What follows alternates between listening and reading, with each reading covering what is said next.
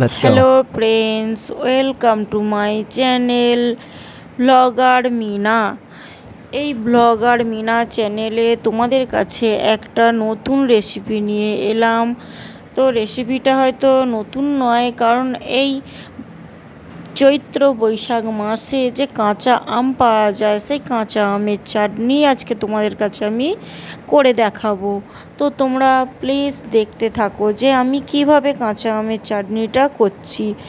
আশা করি তোমরাও হয়তো কাঁচা আমের চাটনি জানো, কিন্তু এই চৈত্র বৈশাখ মাসে যে নতুন কাঁচা আম ওঠে, সেই কাঁচা আমের যে চাটনি করা হয় সেটা নিশ্চয়ই জানো যে কত সুন্দর আর কত স্বাদজনক খেতে হয়, আর সেন্টটাও খুব সুন্দর হয়, কারণ নতুন আম যেহেতু। তাই আমি কাঁচা আমের চাটনি আমি তোমাদের কাছে করে দেখাচ্ছি। তো প্রথমে আমি আমটাকে ভালো করে কেটে ধুয়ে নিলাম।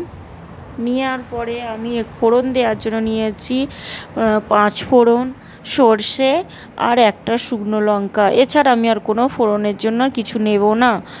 আর আমি তেল নিয়েছি, সর্ষের তেল।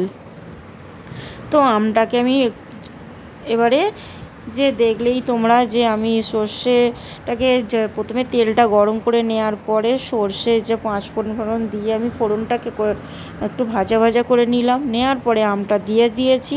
দেওয়ার পরে আমি একটু নাড়াচাড়া করে নিলাম। নাড়াচাড়া করে নেওয়ার পরে আমি এবারে তার মধ্যে দিয়ে দিলাম নুন আর কিছুটা পরিমাণ হলুদ। দেওয়ার পরে একটু নাড়াচাড়া করে নেওয়ার পরে দিয়ে দেব জলটা দেয়া হয়ে গেল আমার। তো জলটা দেয়া হয়ে যাওয়ার পরে আমি এবারে ঢাকা দিয়ে নেব 10 মিনিটের মতো। তো 10 মিনিট আমার যখন হয়ে যাবে আমি ঢাকাটাকে খুলে নেব। এবারে দেখেছো আমি ঢাকাটাকে এবারে খুলে নিয়েছি। আমার যেহেতু 10 মিনিট হয়ে গেছে, আমটা আমার সিদ্ধ হয়ে গেছে, আর আমি স্বাদ মতো পরিমাণ মতো আমি নুন দিয়েছি। এবারে আমি একটু দেখে নেব যে আমটা সিদ্ধ হয়েছে কিনা। তো দেখো, তোমরা দেখতেই পাচ্ছ যে আমটা পুরোপুরি সিদ্ধ হয়ে গেছে। তো এইবারে দেখো যে আমি এর মধ্যে আমার পরিমাণ মাফিক আমি চিনি দিয়ে নেব।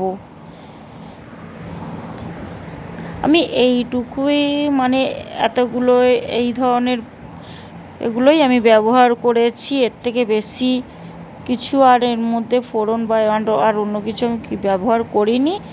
তো আপনারাও এইভাবেই করবেন।